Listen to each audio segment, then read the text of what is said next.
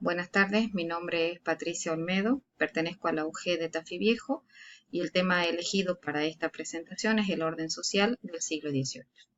Vivo en San Miguel de Tucumán, la capital de la provincia de Tucumán, una provincia al noroeste del territorio argentino. Es una zona netamente urbana y está pensada esta clase para el segundo año de la Escuela República Oriental del Uruguay, una escuela también ubicada en una zona urbana, pero que alberga una población estudiantil netamente vulnerable. Yendo al tema en cuestión, el orden social del siglo XVIII, tenemos que decir que históricamente el siglo XVIII es definido como el periodo de tiempo que va desde 1715 a 1789. Esto tiene sentido políticamente por cuanto en 1715 se produce la culminación del reinado de Luis XIV y en 1789 se produce el estallido de la Revolución Francesa. Este periodo de tiempo se conoce como la fase final del antiguo orden imperante en Europa en el siglo XVIII. Este orden, netamente agrario todavía, se caracterizaba por estar dominado por los reyes, los aristócratas terratenientes y porque se basaba en los privilegios que tenían los nobles, el clero y las ciudades y provincias. Es decir, se continuaba con el modelo básico que se había aplicado desde tiempos medievales. Este antiguo orden se caracterizaba, ¿por qué? Porque la sociedad estaba dividida en órdenes o estados y el estatus social estaba dado por la herencia. No lo daba ni la situación económica ni la riqueza, sino la herencia. Dentro de estos órdenes encontramos los campesinos, la nobleza y los habitantes comunes de los pueblos y ciudades. Era un orden también que estaba avalado por la Iglesia, porque las enseñanzas cristianas sostenían que cada uno tenía que cumplir con las responsabilidades que se le imponían de acuerdo al orden en el que nacía. El primer grupo que vamos a ver son los campesinos, que era el grupo social mayoritario, conformaban el 85% de la población, y la situación de los campesinos en el siglo XVIII comienzan a mejorar, porque mejoran sus cosechas, porque mejora el clima que favorece la agricultura. Además, se produce el desarrollo de las manufacturas rurales, es decir, de la protoindustrialización, que le permite a los campesinos generar un ingreso suplementario para poder afrontar las cargas fiscales y para poder comprar en el mercado. Es decir, mejora su poder adquisitivo y también se le da un impulso al desarrollo de determinadas industrias como la textil o la de la industria del hierro. El segundo de los grupos es la nobleza. La nobleza es un grupo minoritario que representa solo el 2 o 3% de la población y que se encuentra en la cima de la organización social.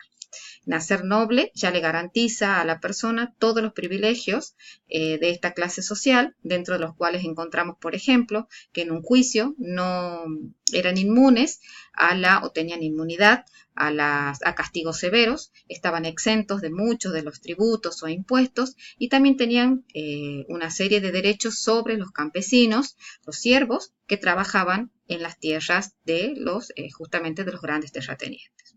El tercer grupo está constituido por los habitantes comunes de los pueblos y ciudades, que dentro de estos grupos urbanos, por ejemplo, encontramos la oligarquía patricia, que es un grupo minoritario que dominaba o controlaba la ciudad porque dominaba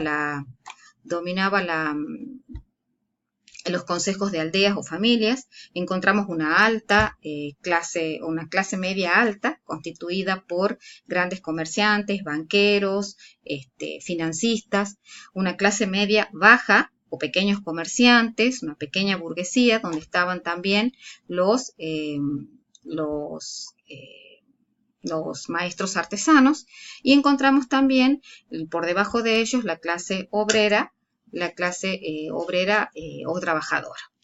Este orden social del siglo XVIII se ve influenciado también por un movimiento de renovación filosófica que se denomina Ilustración. Es decir, que los pensadores de la época toman a la razón como el fundamento para poder explicar todos los fenómenos del mundo. Es decir, la razón ilumina todas las esferas del hombre. Por eso es que se lo conoce al siglo XVIII como el siglo de las luces.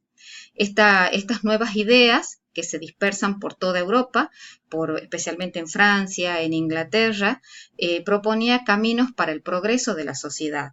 ¿Y por qué influyen en la sociedad, en el orden social de la época? Porque sostenían que el orden social inalterable, como estaba impuesto hasta ese momento, impedía el progreso de la sociedad. Además, este orden social y específicamente las diferencias sociales generan revueltas o descontentos entre la población. Estas revueltas son de distintas naturalezas.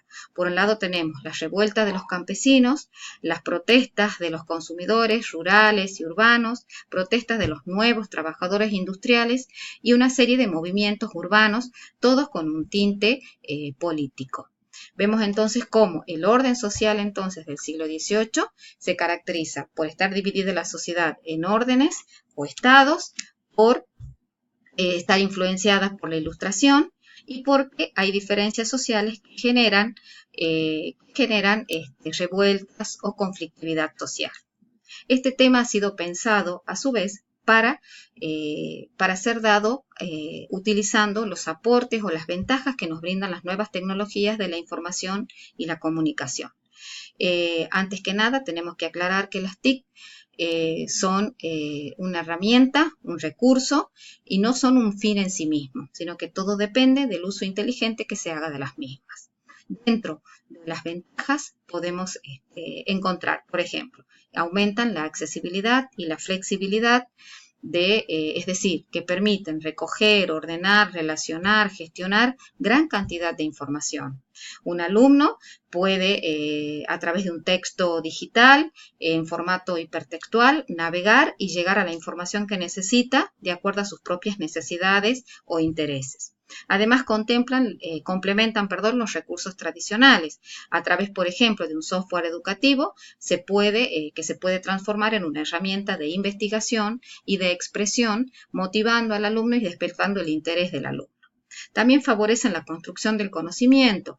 ¿Por qué? Porque permiten el desarrollo personal del alumno y su creatividad. Dentro de las ventajas también encontramos, por ejemplo, que mejoran las producciones de los alumnos a través de la incorporación de videos, de imágenes, de sonidos, etc.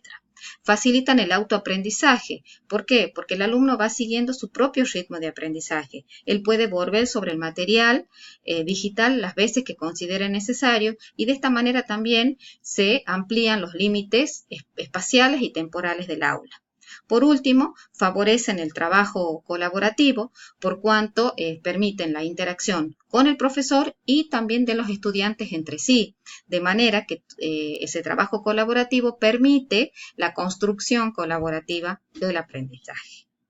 Bien, como conclusión podemos decir entonces que el orden social es el proceso que se da en el siglo XVIII y que está caracterizado porque la sociedad está dividida en órdenes o estados influenciadas por la Ilustración, pero que también genera las grandes diferencias sociales, conflictos sociales.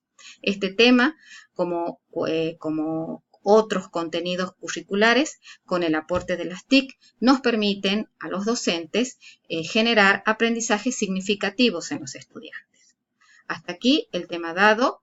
Muchas gracias.